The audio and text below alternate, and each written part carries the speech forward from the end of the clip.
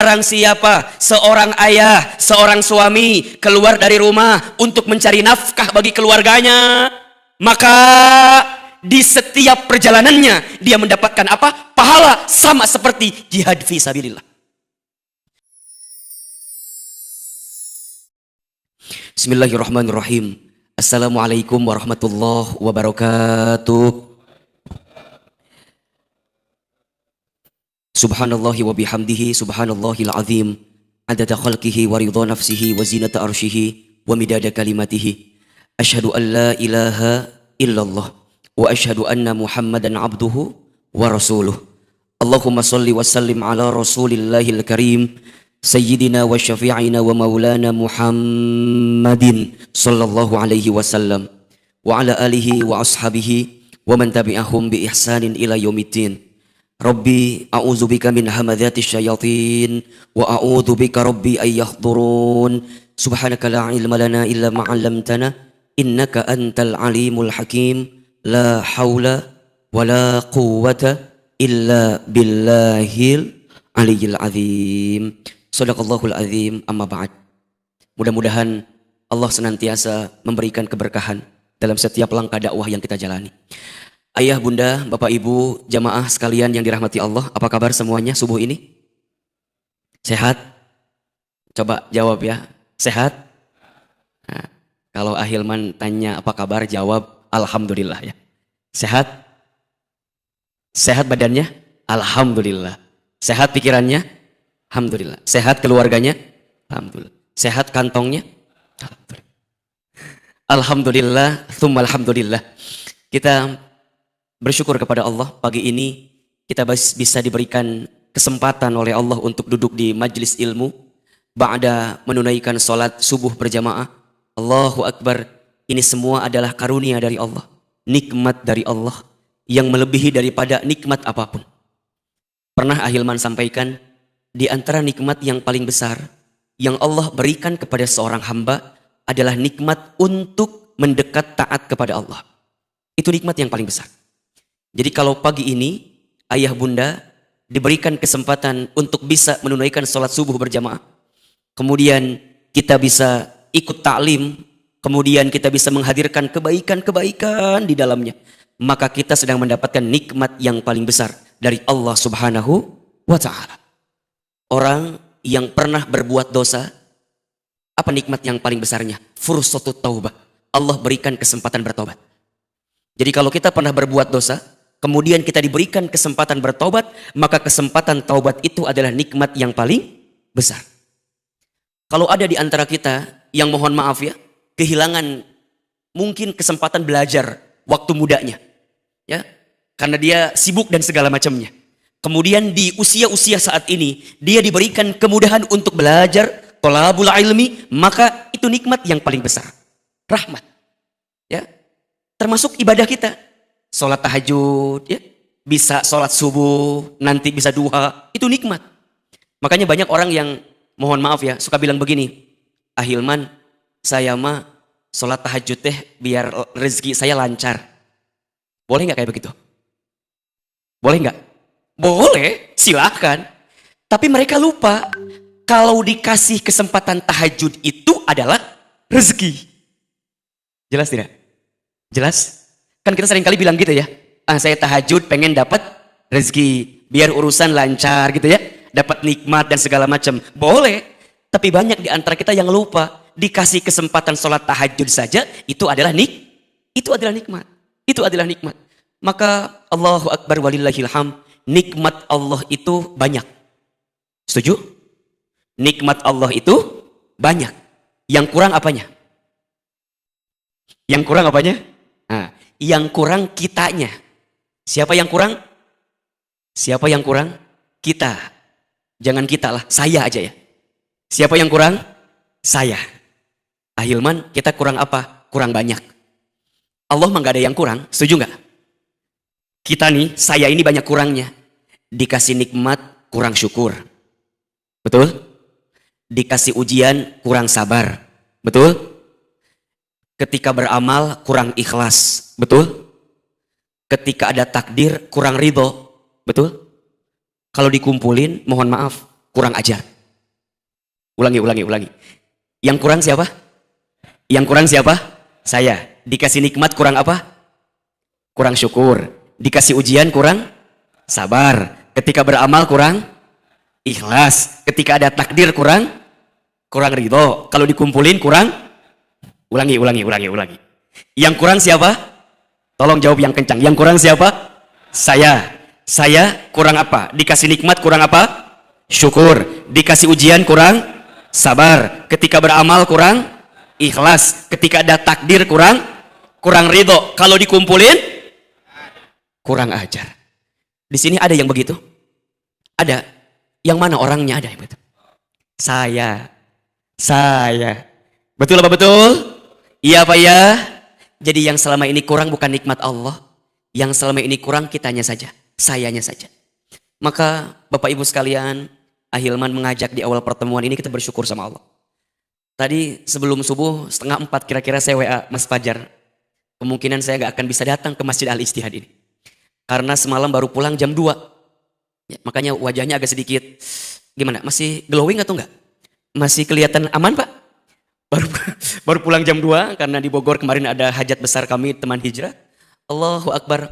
Kalau bicara capek lelah, kalau bicara lelah pasti capek juga. Saya kata Mas Fajar, Ustadz, kalau Ustadz nggak datang, saya harus bilang apa sama jamaah katanya. Saya langsung mikir, tapi saya terlambat ya berangkatnya, enggak apa-apa. Supir saya semuanya tidur. Jadi semuanya tidur. Allahu Akbar. Dan izin Allah, takdir Allah, hari ini kita masih bisa bertemu. Senang sekali. Saya tuh kalau ke masjid ini kangen. Kemarin waktu saya ngisi waktu lalu masih belum pakai karpet ya. Sekarang udah pakai karpet. Lebih nyaman nggak? Lebih enak nggak? Kalau begini biasanya kajiannya agak lama kita ya. Mau sampai jam berapa kita kajiannya nih? Sampai jam 8? Baik, Bapak sampai jam 8 ya? Ustaz sampai jam 6 selesai insya Allah ya. Allahu Akbar walillahilham. Ayahanda, Masya Allah. Bunda, terima kasih. Sudah berkenan menunggu, Masya Allah. Ya. Mudah-mudahan dapat pahala sabar insya Allah ya. Amin ya.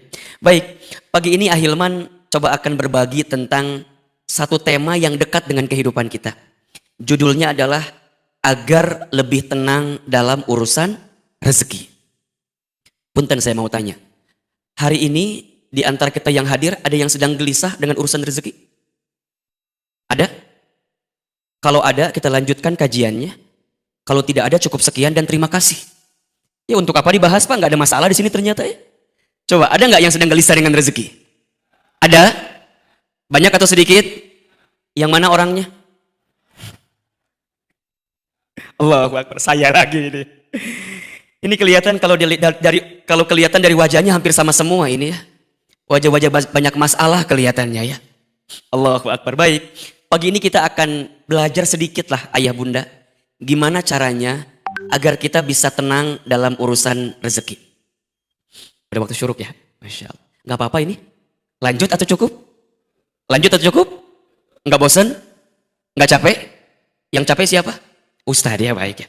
Ustadz mohon izin minum dulu, ini sayang nih ada minum di sini nih.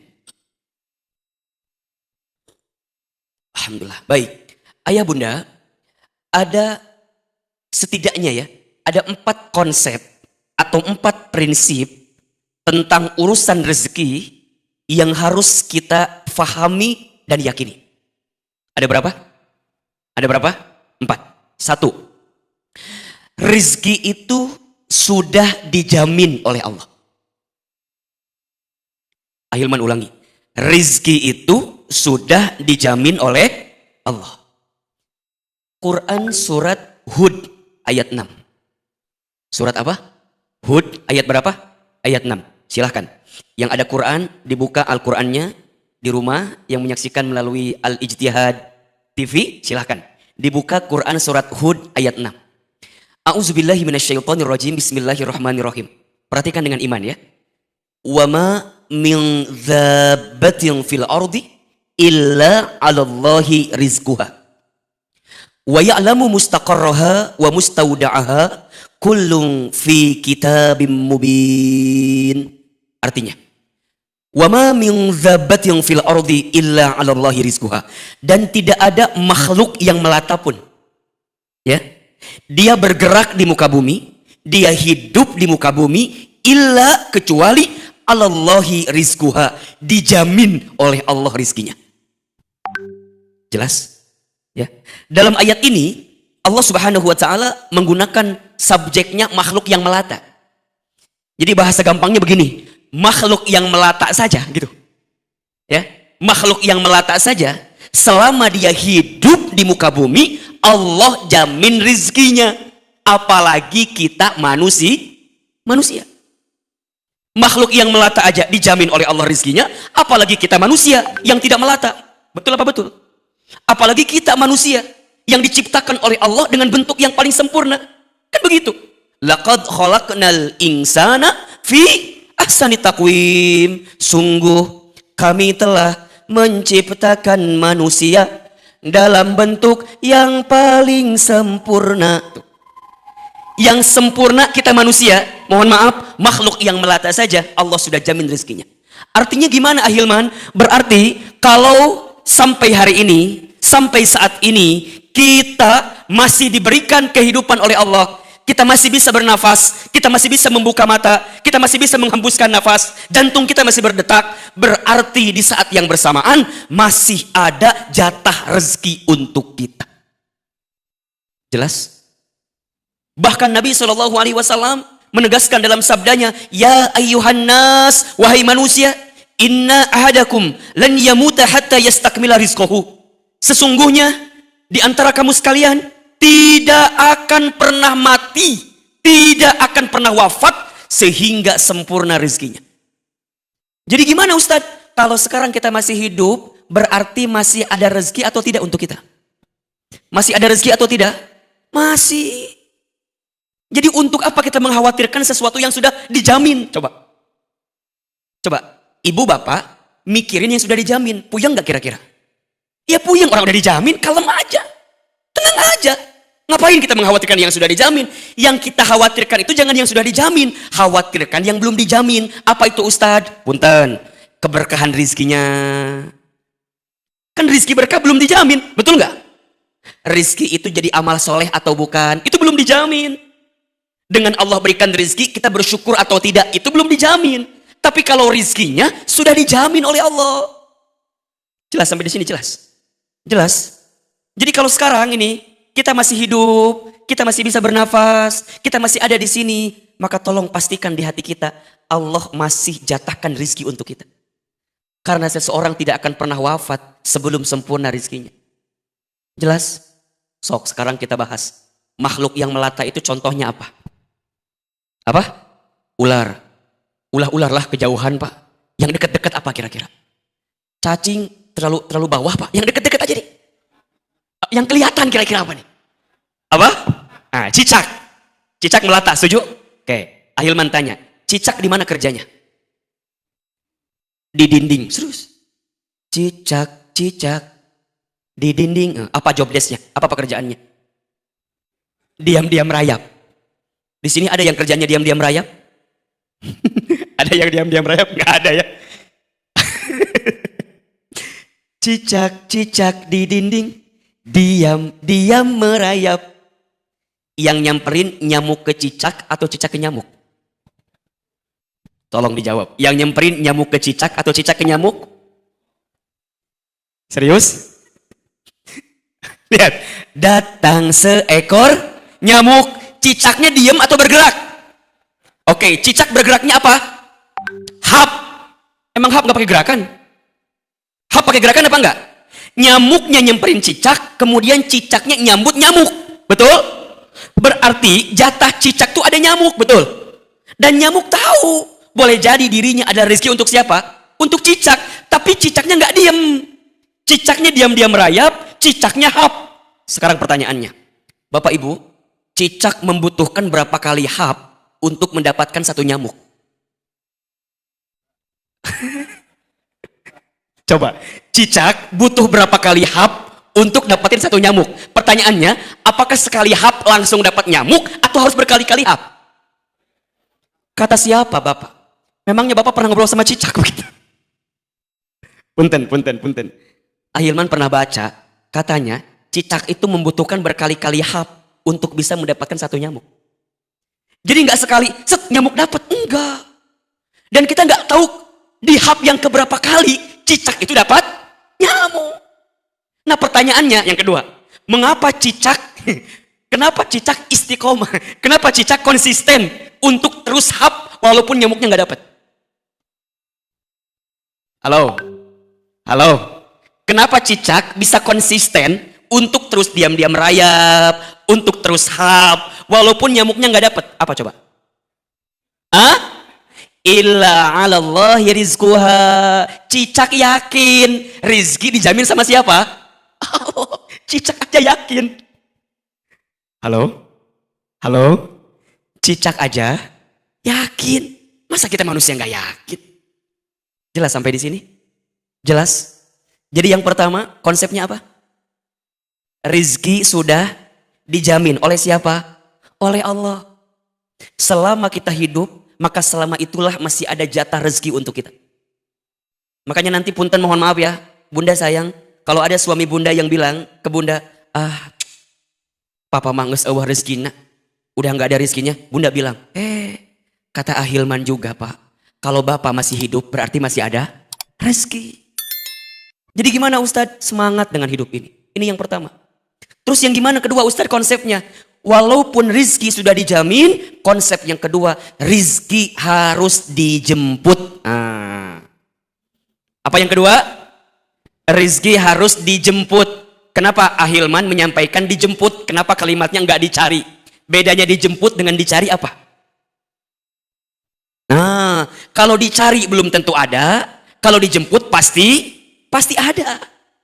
Rizki harus dijemput, harus diikhtiarkan, harus diusahakan, nggak bisa diem-diem baik.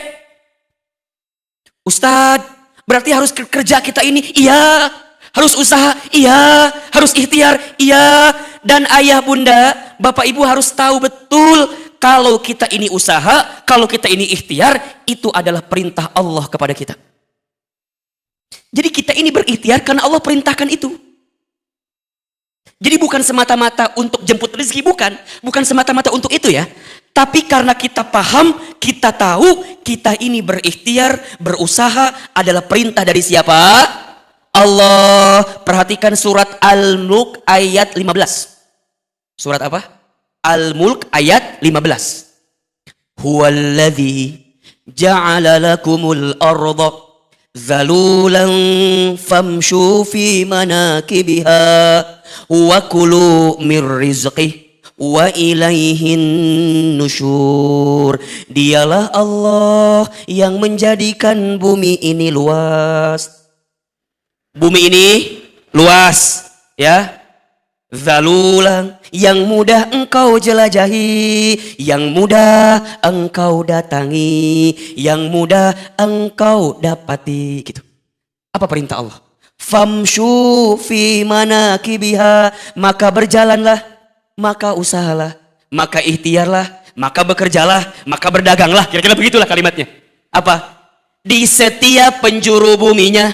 Wa kulu mir rizqi, dan makanlah sebagian rizki yang aku hadirkan kepadanya. Jadi kita ini bekerja, kita ini berusaha, kita ini berikhtiar adalah perintah dari siapa? Allah. Makanya mohon maaf, kita yang bekerja, kalau orientasinya hanya untuk sekedar nungguin gaji tiap bulan, sayang banget. Sayang banget. Kalau hanya itu ya, kalau hanya itu. Kenapa? Karena bekerja itu ibadah. Jadi kalau kita hanya cuman nargetin tanggal 25 gajian gitu, sayang banget. Kalau kita dagang, orientasinya hanya untung, sayang. Karena harusnya bekerja, orientasinya apa? Ibadah. Dagang, orientasinya apa? Amal soleh. Kan gitu. Gitu ya. Ikhtiar, orientasinya apa? Dakwah.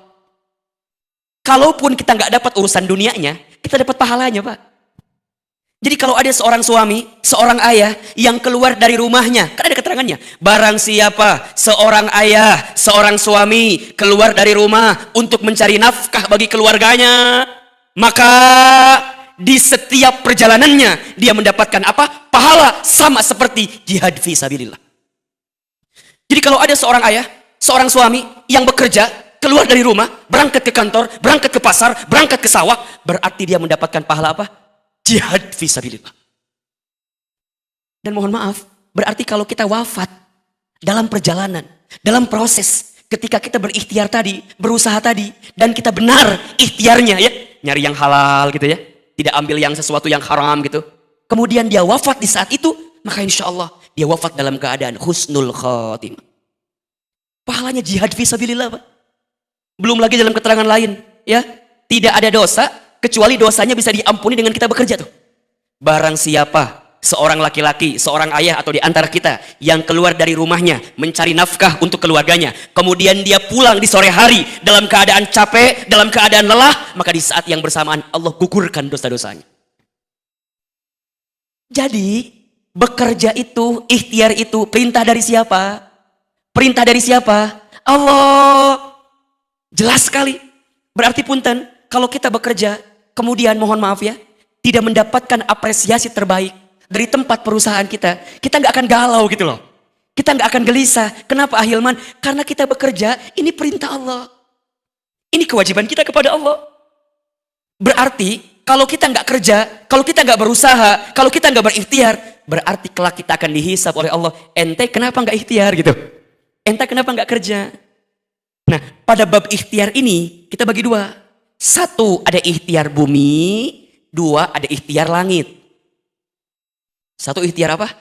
Bumi. Dua ikhtiar apa? Langit. Ahilman, ikhtiar bumi apa? Ikhtiar bumi itu kerjanya. Silakan. Yang dagang-dagang dah. Yang tani-tani dah. Yang punya kebun ngebon dah silakan. Yang punya sawah silakan nyawa dah. Kerja tuh. Kerja. Yang kemudian profesional, ASN atau apapun itu, ayo kerja. Kerja. Itu dunianya. Tapi ingat, jangan lupa kita mengetuk pintu langit. Apa? Ikhtiar ukhrawinya dikuatin. Apa diantaranya? Takwa. Kan jelas kata Allah. Wa may yattaqillah yaj'al lahu makhraja wa yarzuqhu min haitsu la yahtasib. Barang siapa yang bertakwa kepada Allah, Allah akan tunjukkan jalan keluar. Segede apapun masalah kita, sebesar apapun masalah kita, kalau kita bertakwa ke Allah, Allah bukakan jalan keluarnya. Bukan hanya itu, wa yarzuqhu min haitsu la yahtasib. Allah akan berikan rizki dari jalan yang tak pernah disangka-sangka. Jadi gimana Ustaz? Ayolah, kalau kita pengen rizki kita mudah, rizki kita tenang, rizki kita lapang, ikhtiar. Ikhtiarnya ada dua, ikhtiar buminya kerja, dagang, usaha gitu. Tapi ikhtiar langitnya, tingkatkan ketakwaan kita kepada siapa? Allah. Yuk, kita susun agenda hariannya. Bangun, jam berapa? Sepertiga malam. Terus ngapain? Tahajud, ya. Sholat tahajud itu, ayah bunda sayang, bapak ibu sekalian, sholat yang bisa mengantarkan kemuliaan bagi seorang manusia. Makin hebat tahajudnya, makin mulia hidupnya. Surat Al-Isra ayat 79. Wa minal laili fatahajjad bihi nafilatan lak asa ayyab'asaka rabbuka maqamam mahmuda. Dan di waktu malam bangunlah, dirikan sholat tahajud tuh. Langsung disebutkan langsung. Fatahajjad kan gitu. Bangunlah, dirikan sholat tahajud. Nafilatan laka, sebagai tambahan untukmu. Lihat apa yang akan Allah berikan kepada orang yang ahli tahajud. Asa ayyab'asaka rabbuka maqamam mahmuda. Maka Allah akan angkat derajat orang yang ahli tahajud tadi maqamam mahmuda, ke tempat yang paling tinggi. Makanya ibu bapak nih, kita yang sedang terpuruk, yang sedang down, yang sedang di bawah, ayo bangkit lagi. Gimana caranya? Hadirkan sholat tahajud. Hadirkan sholat tahajud. Sholat tahajud itu adalah sholat yang bisa menguatkan diri kita untuk bisa mendapatkan derajat tertinggi di hadapan Allah Subhanahu wa Ta'ala. Setelah itu ngapain Ustaz? Jangan tidur lagi, lanjut zikir, kan gitu. Perbanyak zikir di waktu sahur, minimal dengan istighfar. Astagfirullah, astagfirullah, astagfirullah. Mohon maaf, boleh jadi rezeki kita seret, hidup kita susah, hidup kita sulit karena masih banyak dosa yang pernah kita lakukan. Mungkin ada dosa kita di masa lalu yang belum kita taubatin. Mungkin ada kesalahan kita di masa lalu yang belum kita istighfarin. Wa fil asharihum yastaghfirun. Kan begitu. Orang yang di waktu sahur mereka memperbanyak istighfar. Nabi SAW tidak pernah kurang dari 70 kali, disebutkan dalam keterangan lain tidak pernah kurang dari 100 kali beristighfar setiap hari. Itu Nabi, Rasul, surganya pasti, hisabnya aman. amalnya banyak, dosanya tidak ada, dimaksud, tapi tidak pernah kurang dari 100 kali beristighfar. Kita siapa? Kita nabi bukan, rasul bukan, surga belum jelas, hisab masih menegangkan, amal dikit, dosa banyak.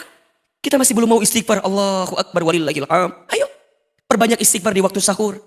Setelah itu apa Ustaz? Siap-siap dirikan sholat sunnah fajar 2 rakaat sebelum subuh. Kan Bapak Ibu tahu apa pahalanya? Barang siapa yang menunaikan sholat fajar, sunnah fajar 2 rakaat sebelum subuh, maka dia mendapatkan pahala seperti apa? Seperti apa? Mendapatkan dunia beserta isinya. Bukan hanya dunianya saja, dunia beserta isinya. Bukankah itu yang kita cari selama ini? Betul apa enggak?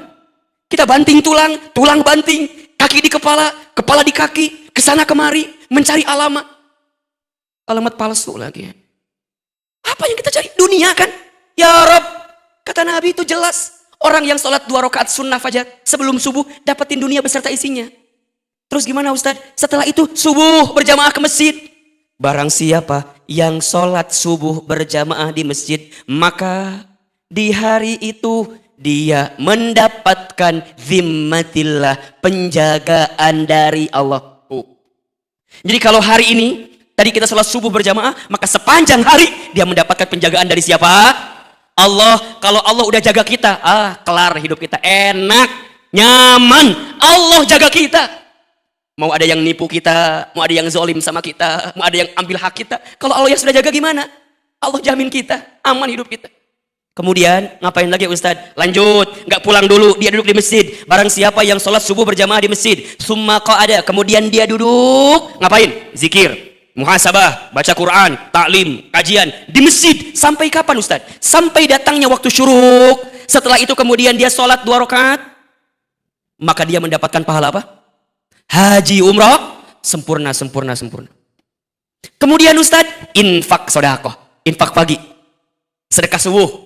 Almarhum guru kita Allahu yarham Syekh Ali sering bilang, sedekah subuh. Ustadz, apa pahalanya? Ya Rob, perhatikan hadis berikut ini. Ya, untuk kita agar terbiasa sedekah subuh. Ma min yaumin tusbihul ibadu illa malakani yanzilani. Tidak ada di setiap hari seorang hamba kecuali di setiap pagi ada 2 malaikat yang turun kepadanya. Berapa malaikat? 2. Jadi setiap pagi ada 2 malaikat yang turun. Ahilman, ngapain malaikat itu? Ternyata 2 malaikat ini berdoa kepada Allah. Sekarang saya mau tanya, kalau malaikat berdoa, pasti diijabah atau tidak? Pasti dikabulkan atau tidak? Pasti. Apa doanya? Malaikat yang pertama berdoa kepada Allah, Allahumma a'ti munfiqan khalafa. Ya Allah, berikanlah munfiqan kepada orang yang berinfak, bersedekah di waktu pagi hari tadi. Apa? Khalafa, ganti yang lebih baik daripada apa yang dia infakkan. Ini yang doa siapa ini? Yang doa siapa ini? Malaikat, bukan Ahilman, ini malaikat yang doa ini. Ganti dengan yang lebih baik. Kemudian malaikat kedua berdoa, apa doanya? Allahumma ya Allah, a'ti, berikanlah, mumsikan kepada orang yang pelit, medit, kopet, koret, apa lagi? Meregese, cap jahe, buntut kasir, medit betul. Apa? Talafa, binasakan dia dengan apa yang dia miliki. Apalagi Nabi juga berdoa di waktu pagi. Apa doa Nabi? Allahumma barik li ummati fi bukuriha. Ya Allah, berkahilah umatku di pagi harinya. Malaikat berdoa, Nabi berdoa. Allahu Akbar, tembus, mustajab. Dan itu adanya kapan? Di pagi hari. Makanya orang tua kita dulu ya suka bilang gini, jangan bangun kesiangan, nanti rizkinya dipatok. Yang ngambil ayam kan? Bukan toko sebelah ya? Ayam. Ngapain lagi Ustadz? Baru ikhtiar, jalan, ayo siap-siap, bismillah. Yang kantor, berangkat ke kantor. Ya, yang dagang, siapin lapaknya. Bismillah. Awalnya kita udah nyiapin ikhtiar langitnya dulu kan? Coba dari tahajud, istighfar, sholat fajar 2 rakaat sebelum subuh, sholat subuh, kemudian isyraq, kemudian infak sedekah. Masa sih rizkinya nggak ada? Ya nggak? Kemudian apa? Duha, sholat duha. Barang siapa yang tidak meninggalkan 4 rakaat sholat duha di pagi hari, maka Allah akan cukupkan kebutuhannya. Cukup kebutuhannya. Kita gak usah minta banyak lah, minta cukup aja. Betul? Mau bangun rumah? Cukup. Renovasi rumah? Cukup. Ganti mobil? Cukup. Nambah kendaraan? Cukup. Beli ruko? Cukup. Haji umroh? Cukup. Nikah lagi? Tidak cukup. Jangan. Cukup, minta yang cukup. Kan itu yang kita minta sama Allah, betul gak? Karena banyak orang yang berlimpah tapi gak cukup hatinya. Banyak orang yang punya segalanya tapi gak cukup. Tapi ada orang yang mungkin dikit-dikit aja. Gajinya gak gede Ustaz, tapi cukup gitu. Allahu Akbar. Coba saya mau tanya ibu bapak, tolong jawab, pilih mana? Kaya gelisah, miskin tenang. Saya tahu jawabannya, saya tahu ya. Yang ketiga jawabannya ya. Kaya? Kalau boleh milih ini mah ya. Mungkin kita nggak usah minta yang banyak-banyak, tapi tenang, cukup. Itu kebahagiaan.